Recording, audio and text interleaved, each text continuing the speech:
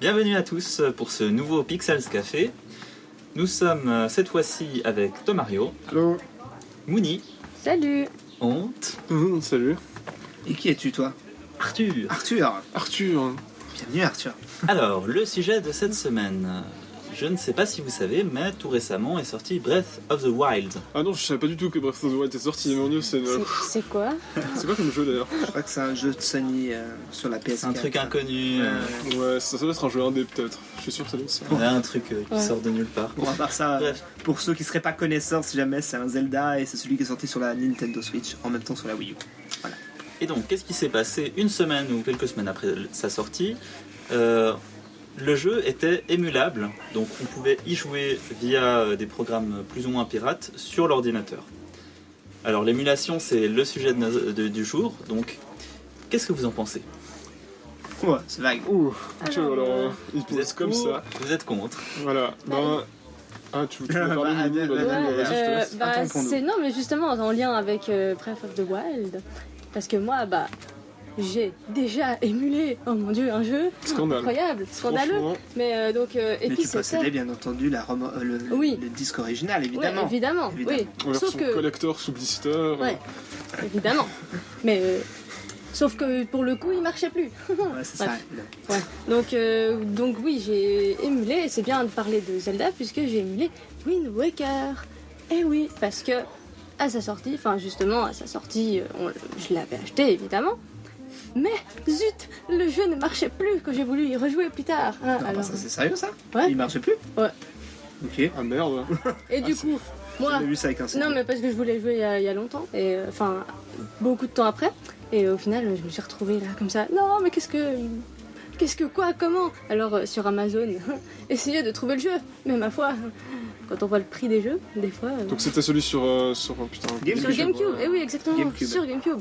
Donc voilà, je me suis laissé tenter par l'émulation, et donc j'ai pu rejouer à ce magnifique jeu qui est Wind Waker et l'apprécier à sa juste valeur encore plus. Ouais, bah moi je vais aller un peu dans la même direction que toi, pas forcément parce que j'ai émulé un jeu qui ne fonctionnait plus. D'ailleurs, la plupart des jeux que j'ai émulés, c'est vraiment des jeux que je ne possédais pas. Jamais c'est pas très légal de faire ça. Mais en fait, moi du coup je suis plutôt pour l'émulation, notamment dans mon cas, vu qu'on l'a jamais assez répété dans les Pixels Café, je suis jeune. Moi j'ai grandi avec la PS2, donc du coup ça fait qu'il y a genre à peu près deux tiers facilement de l'histoire du jeu vidéo que je n'ai jamais pu voir ou quoi que ce soit, et du coup pour moi c'était vraiment un moyen de découvrir ou redécouvrir dans certains cas des classiques du genre. Que ce soit typiquement, moi le truc dont je me souviens le plus c'était Super Ghouls and Ghosts, parce que je l'avais téléchargé puis je m'y étais essayé, j'ai jamais réussi à le finir mais c'est pas grave, mais pour moi c'est vraiment un point très positif de l'émulation, c'est de pouvoir vraiment découvrir des jeux qu'on n'a jamais pu découvrir dans le cas où comme moi on est jeune, on n'a pas forcément grandi directement, enfin on n'a pas commencé avec la NES. Voilà, moi je trouve vraiment que c'est vraiment un des meilleurs moyens. J'ai pu aussi jouer aux premiers Metroid qui sont juste excellentissimes, alors que moi j'avais commencé avec les Prime. Je vois que tu le dois. Non, mais ce n'est pas pour t'interrompre. Il y a toutes sortes d'autres séries que j'avais commencé un peu plus tard et auxquelles j'ai pu redécouvrir les premiers épisodes. J'ai un peu joué au premier Mario aussi, typiquement. Et puis toutes sortes de jeux rétro, justement. Pour moi, c'est vraiment le moyen, disons, le plus cheap. Tu m'étonnes, c'est gratuit, mais c'est vraiment le moyen, pour moi, de pouvoir profiter du rétro gaming, en fait, étant donné que je ne possède aucune des anciennes consoles, qu'elles coûtent une blinde dans certains cas pour pouvoir les obtenir. Qu'en plus, ensuite, il faut encore acheter des jeux dessus. Peut-être encore la manette, j'ai commencé à jouer à plusieurs, etc. Tandis que là, j'ai juste besoin de mon PC, d'une manette Xbox 360 que je branche dessus, et puis ensuite, je suis parti, quoi. Donc, du coup, pour moi, le rétro gaming, c'est vraiment, c'est pas faisable pour moi, en tout cas niveau financièrement comme ça, sans l'émulation. Alors moi je suis l'inverse de Honte par rapport au rétro gaming, c'est-à-dire que j'ai à peu près... C'est-à-dire que tu es vieux. Je suis vieux, je suis rétro. Et donc j'ai toutes les consoles qu'il faut. Enfin j'ai la première NES, j'ai la première Super NES, enfin j'ai la Super NES pardon. J'ai la PlayStation 1 et tout chez Infinity. Mais je suis quand même pour l'émulation. Tout simplement parce que malgré le fait que j'ai toutes ces vieilles consoles, je n'ai pas tous les jeux qui sont sortis dessus à l'époque. Et certains qui sont des classiques, à l'époque je les connaissais pas et du coup je ne les ai pas. Donc je préférerais toujours jouer sur ma console, mon canapé avec ma manette, plutôt que sur mon ordinateur sans manette. Bon, on peut mettre une manette sur un ordinateur évidemment, mais moi dans le cas de l'émulation quand j'étais plus jeune, j'utilisais pas de manette, j'étais sur mon clavier avec mon ordinateur et c'est un peu moins confortable pour le dos et pour les fesses. Donc je préférerais toujours jouer sur une console. Mais je suis clairement pour l'émulation justement parce que ça m'a permis de jouer à des jeux auxquels je n'aurais jamais pu toucher avant un moment. Par exemple, c'est pour ça que je voulais rebondir avant, tu parlais de Metroid. Les Metroid, moi j'ai aussi connu, malgré le fait que je sois vieux, j'ai aussi connu à partir des Prime sur GameCube. Et puis j'ai entendu dire que les premiers Metroid étaient incroyables. Et surtout le Super Metroid sur Super NES. J'avais la Super NES, mais j'avais pas du tout le Super Metroid. Du coup, j'ai dit, allez, je le tente. C'est pas facile au clavier, honnêtement. J'ai un peu galéré, mais c'était tellement bon et tellement incroyable que c'est un des seuls jeux Nintendo que j'ai terminé sur émulation plutôt que sur console. Et puis un autre qui m'est très cher, qui est aussi un très très bon jeu. Lui, c'est pas parce que j'avais raté l'occasion de l'acheter, c'est parce qu'il existait tout simplement pas en Europe. C'était le Super Mario RPG. C'était le premier Mario RPG qui avait été développé par Nintendo et Squaresoft à l'époque, donc ceux qui font les Final Fantasy. Et puis il était jamais sorti tout simplement en Europe. Je sais pas s'il était sorti aux États-Unis. Aux États-Unis, je crois que oui. C'est possible. Mais bref, je crois même pas à part ça. Ah ouais. Je suis pas sûr, j'ai un doute. Mais le fait est qu'il y avait une très bonne traduction française qui avait été faite par des fans. Et moi, j'avais saisi l'occasion. J'ai dit allez, je prends. Et j'ai fini ce jeu avec cette version. Et franchement, c'était incroyable. J'en ai un très bon souvenir. Je me rappelle vraiment me lever le matin, d'allumer mon PC et puis de jouer à Super Mario RPG. Ce qui est bizarre de jouer à Mario sur PC, mais c'est un jeu officiel et tout ça.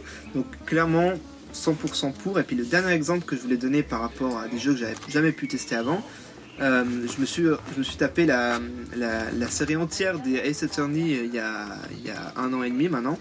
Et il y en a il y en a 2 qui sont jamais sortis en Europe et ni aux États-Unis, qui sont Investigation 2 et puis un autre qui s'appelle The Great Ace Attorney. Malheureusement pour le deuxième que je viens de citer, il a jamais été traduit par des fans, enfin sans doute, mais en tout cas il a jamais été émulé de manière correcte. Et par contre pour le premier, Investigation 2, il y a une traduction de fans qui est vraiment époustouflante. Enfin, ils ont même refait des voix, ils ont refait du design visuel pour que ça colle à l'anglais. Et c'est assez incroyable. Et du coup, j'ai pu découvrir cet épisode manquant de la série en même temps dans la suite des autres épisodes. Et c'était vraiment super plaisant. Donc là, c'était un truc qui faisait vraiment plaisir, l'émulation. Je suis pour. Là, tu parlais pas mal des capacités techniques, ça veut dire la traduction ou ce genre de choses. Moi aussi, par exemple, Final Fantasy VI, je voulais y jouer sur la Super NES. Le problème, c'est que le jeu n'était sorti que en anglais ou en japonais. Et il se trouve qu'il y avait une excellente traduction française qui avait été faite, et donc c'est comme ça que j'ai découvert les Final Fantasy. Excellent. Mais au-delà des capacités techniques pour les traductions ou ce genre de choses, il y a aussi, ça a ouvert aussi tout un domaine qui est le speedrun tout simplement. C'est-à-dire que grâce à l'émulation, on a pu commencer à faire des manipulations un petit peu dans le jeu, faire des save states et tout ça, qui ont permis en fait d'aller farfouiller un petit peu dans le jeu et de trouver des mécaniques qui permettent d'aller beaucoup plus vite. Et à mon avis, sans l'émulation, la scène du speedrun serait totalement différente, voire inexistante actuellement. D'autant plus que c'est bien souvent avec des émulateurs que sont faits des speedruns typiquement en TAS. Ah bah les TAS, donc les Tool Assisted Speedrun, sont exclusivement faits sur émulation. C'est juste impossible de les faire sur les consoles, simplement parce qu'il faut un programme extérieur, donc Tool Assisted c'est assisté par des outils. Qui sont vraiment, en gros, on a un programme qui entre toute une série de touches qui sont parfois à un rythme complètement effréné qu'un humain ne pourrait pas faire. Et du coup, ça permet des trucs complètement hallucinants qui sont juste impossibles sur les consoles de base. Et du coup, l'émulation dans ce cas-là est nécessaire, disons. Un autre aspect technique que permettent les émulations, c'est tout simplement de faire des ROM hacks. Alors ça va dans la modification des jeux, donc c'est aussi la modification des Pokémon par exemple. Il y a pas mal de jeux Pokémon qui ont été modifiés pour ensuite être joués sur les émulateurs, donc je me rappelle plus des noms. Mais pour créer des histoires totalement différentes. Alors les systèmes restent plus ou moins les mêmes, mais on a des nouveaux Pokémon, on a des nouvelles histoires, ce qui est intéressant. Tu voulais réagir, Marie ? Oui, ouais, c'était un peu mon dernier exemple que je voulais citer, c'était justement par rapport à ça. Pas par rapport à Pokémon, mais par rapport à Super Mario World, le tout premier, qui a été complètement décortiqué de A à Z. Et puis il y a un programme qui est assez populaire sur le net qui s'appelle Lunar Magic, qui prend en gros Super Mario World et puis qui te permet de construire tes niveaux de manière assez amatrice. C'est-à-dire vraiment vous avez des outils qui sont très user-friendly. Et du coup, il y a plein de gens, dont moi, qui se sont mis à refaire des niveaux de Super Mario World avec ça. Et c'est assez fun. Et ça, c'est un truc que j'avais toujours voulu faire avant l'arrivée de Super Mario Maker. C'était un truc qui m'a toujours tenté de construire des niveaux de Mario. Puis quand j'ai découvert Lunar Magic, j'en pouvais plus, quoi. J'ai passé des heures et des heures à créer des niveaux de Mario. Qui sont d'ailleurs, à l'époque j'avais pas encore trop la notion de difficulté, hein, parce qu'ils sont vraiment très difficiles, mais j'en pouvais plus, j'étais très fan, bizarrement j'en ai fait qu'une quinzaine, parce que ça prenait quand même pas mal de temps, mais ouais, c'était vraiment un moment pour moi dans ma vie qui est super important. J'ai plein de souvenirs qui sont associés à cette partie, et puis à cette partie de ma vie, et c'est vrai que c'était tout ça grâce à l'émulation, quoi. Bon, après, le monde de l'émulation, il n'est pas forcément parfait non plus, hein, parce que, par exemple, retournons à mes péripéties, Sur Wind Waker. Non, mais même pas. Je veux dire, je suis maudite pour ça, hein, parce que non seulement mon premier Wind Waker marchait pas, mais en plus, j'avais acheté Time Splitters sur ma GameCube une première fois, et ensuite. Je sais pas ce qui s'est passé. Il a été perdu, on l'a vendu, je me rappelle plus exactement. Et plus tard, on a retrouvé le jeu dans un magasin, en occasion, puis du coup, on l'a racheté. Et il marchait pas, il était pété. Il y a qu'à moi qui arrive des jeux qui sont tout le temps pétés. C'est le concept du patient qui arrive chez le médecin, il dit j'ai mal là, et puis on lui dit mais c'est peut-être ton doigt qui est cassé. Est-ce que ça serait pas ça avec ta console plutôt? Non, quand même. non, ça va. Excusez-moi, hein, la parallèle, mais je commence à me poser des questions. Au niveau d'avoir acheté un jeu qui était cassé, moi ça m'est arrivé aussi. C'était un jeu sur PlayStation 2, c'était Need for Speed Poursuite Infernale 2, que j'avais malheureusement vendu mes parents l'avaient vendu en fait quand j'étais jeune. C'était un jeu qui était génial parce que multijoueur, tu pouvais jouer aux flics et aux voleurs, c'était trop drôle. Oui, je très bon d'ailleurs. Le gros problème, c'est que je l'avais acheté quelque part dont je ne citerai pas le nom parce que c'est vraiment des abrutis de première. Je l'avais payé beaucoup trop cher déjà, parce que normalement les occasions PS2 c'est genre 10 balles environ. Mais là j'ai déjà payé 20 balles, donc c'était extrêmement cher, et en plus le CD était rayé au possible. Je l'ai mis dans la PS2, j'ai dit mais il va jamais se lancer, il s'est jamais lancé. Bon, à part ça, par rapport à ta GameCube, je t'embête, hein, mais c'est vrai que j'ai entendu pas mal de cas par rapport au CD GameCube. Je sais pas si c'est le format plus petit qui fait qu'il s'abîme plus facilement, mais j'ai aussi un pote qui avait Beautiful Joe et puis qu'il l'a sorti, il l'avait mis dans un câble, du coup je pense que ça a pris l'humidité et puis il n'a jamais remonté, il n'a jamais fonctionné. Mais bref, on s'éloigne. On va continuer les aventures de Mooney. Alors ouais, mes aventures aussi incroyables sur l'émulation, parce que donc le jeu ne fonctionnait plus. Alors je l'ai vu en émulation et je l'ai pris. Et en finale, il y a eu quand même pas mal de bugs dans cette version. Je sais pas si ça devait sûrement être mon PC, hein, puisque je suis maudite apparemment. Mais c'est-à-dire que la vision, enfin on voyait rien du tout à 1 mètre. Il y avait une brume. Un peu étrange comme dans le film de Myst. Ouais, exactement comme dans Silent Hill. C'était assez chiant quoi, pour l'immersion, parce que ce jeu il est génial. Mais... Mais au niveau de l'animation qui est pas parfaite justement, c'est un truc que j'ai remarqué avec les émulations de jeux PS2, typiquement Poursuite Infernale 2, que j'ai essayé de faire tourner sur mon ordinateur. Actuellement, en fait, plus on arrive vers des consoles qui sont récentes, plus ça devient difficile. Beaucoup les portables aussi, il me semble. La DS, elle a eu beaucoup de mal à être émulée, il me semble. La 3DS, pardon. Alors, la 3DS, ouais, c'est une horreur pour être émulée. Et puis en fait, c'est une horreur parce que c'est difficile de l'émuler, mais en plus, dans certains cas, typiquement la PlayStation 2, si jamais tu veux émuler des jeux PlayStation 2, il te faut vraiment un ordi de fou. Okay. Ça peut paraître stupide, mais parce que je veux dire, les jeux sont très anciens, ils ont même pas forcément une très bonne résolution comme ça. Mais le problème, c'est que les programmes bouffent à mort sur la mémoire, sur le processeur et tout ça, parce qu'en fait, ils doivent créer une émulation d'un système PlayStation 2 pour pouvoir ensuite faire tourner le jeu. D'ailleurs, petite anecdote, c'est pour ça qu'à la base la PS3 coûtait 1000 balles. Ah ouais. C'est parce qu'ils avaient dû installer tout le hardware de la PlayStation 2 pour qu'elle soit aussi rétro-compatible. Mais c'est bien que tu parles de ça parce qu'on critique beaucoup justement Sony et Nintendo qui font pas de la rétrocompatibilité parfois. Et c'est vrai que autant l'un que l'autre disent que c'est souvent un enfer. Ben là, la Switch est sortie. Ils n'ont pas encore sorti de vieux jeux Nintendo dessus, et c'est pas parce que c'est des gros connards qui pensent qu'au fric et puis qu'ils arrivent pas enfin, sans doute il y a une partie de ça évidemment, mais c'est pas que pour ça, c'est aussi parce qu'ils ont des difficultés, ils l'avouent souvent, autant Nintendo que Sony, ils ont des difficultés à émuler leurs anciens jeux sur des nouveaux hardware et de nouvelles consoles. Alors moi j'ai aucune idée comment ça fonctionne honnêtement, mais ça a pas l'air d'être si simple qu'on pourrait le croire. Oui, vas-y Arthur. En fait, moi j'ai un peu une pseudo-réponse, c'est-à-dire que les émulateurs en eux-mêmes, ils sont légaux. C'est-à-dire qu'on a le droit de posséder un émulateur. On n'a pas le droit de posséder les ROM, donc les jeux qu'on met dedans, sans avoir le jeu à côté. Mais l'émulateur en soi, normalement, on a le droit de l'avoir. Alors qu'est-ce qui se passe ? Les gens qui développent des émulateurs, ils ont le droit de recréer cette console. Par contre, ils n'ont pas le droit de copier le code de la console originale. Donc ce qui se passe, c'est qu'ils doivent un peu tâtonner pour essayer de reproduire la console comme ils peuvent.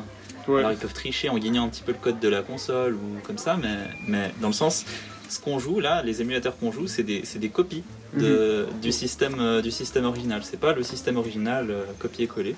Du coup, ce qui rend en fait les émulateurs totalement légaux. Ouais, mais c'est aussi ce qui les rend des fois très mal optimisés. Et voilà, il y a pas mal de problèmes à ce niveau-là. Ouais, justement. Non, je voulais dire quelque chose, mais non, j'ai oublié, ça m'embête.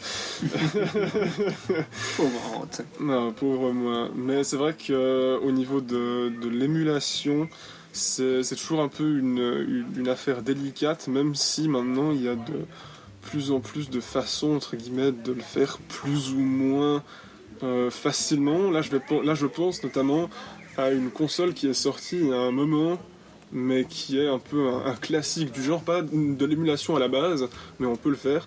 C'est la console, sauf erreur, c'est la Retron 2000, quelque chose comme ça. Ou Retron, c'est Retron puis un nombre après, je suis même pas sûr que ce soit un millier, c'est peut-être genre Retron 5 ou une connerie du style. Mais en gros, c'est une console qui, à la base, permet en fait de jouer à peu près tous les jeux sur cartouches qui sont sortis, que ce soit des premiers jeunesse, jusqu'au jeu Nintendo 64, en passant par la Game Boy, etc. En gros, il y a un slot pour chacune des cartouches différentes et on peut les entrer, puis en gros, on peut jouer au jeu avec les cartouches de base. Par contre, la console permet aussi, si jamais on a une cartouche d'un jeu, de brancher une clé USB avec des ROM de la console dont la cartouche est insérée, et du coup, on peut, en fait, la console se sert de la cartouche pour émuler les jeux depuis la clé USB. C'est pas forcément légal, vu qu'évidemment normalement t'es censé avoir la copie du jeu original, mais c'est un moyen non seulement de jouer à des anciens jeux de manière tout à fait légale, mais aussi un moyen d'émuler de façon plus facile, disons, et en tout cas il y a moins de problèmes d'optimisation qu'on peut retrouver sur PC. On parle pas mal des défauts de l'émulation, mais on peut aussi parler de l'amélioration que ça peut faire, parce qu'il y a aussi des choses un peu... On peut rendre les textures plus lisses ou faire des choses comme ça. Ah oui, tout à fait. Il y a des jeux qui se retrouvent avec des textures dans 1080p qui sont juste superbes. Moi, je pense à Rayman 3 notamment. Qui est selon moi de nature de jeu, mais c'est un avis personnel. J'aime beaucoup mieux le grain qu'apportent certains jeux plutôt que de relisser tout. C'est un truc que je n'aime pas spécialement. Chacun ses goûts. Tout à fait. C'est sur cette note. Est-ce que quelqu'un a quelque chose à ajouter? Parce qu'on doit, je pense, gentiment clôturer cela. Voilà, on va on a eu l'alerte de la part de l'oiseau. Merci, Corbeau. Alors on va clore ce 43e Pixels Café, donc merci beaucoup d'avoir été attentifs. N'hésitez pas à venir nous voir sur le site www.pixels-association.ch, sur Facebook, Twitter, Instagram et autres. Qui seront dans la description. Et puis à la prochaine. À la prochaine. À la prochaine. À plus.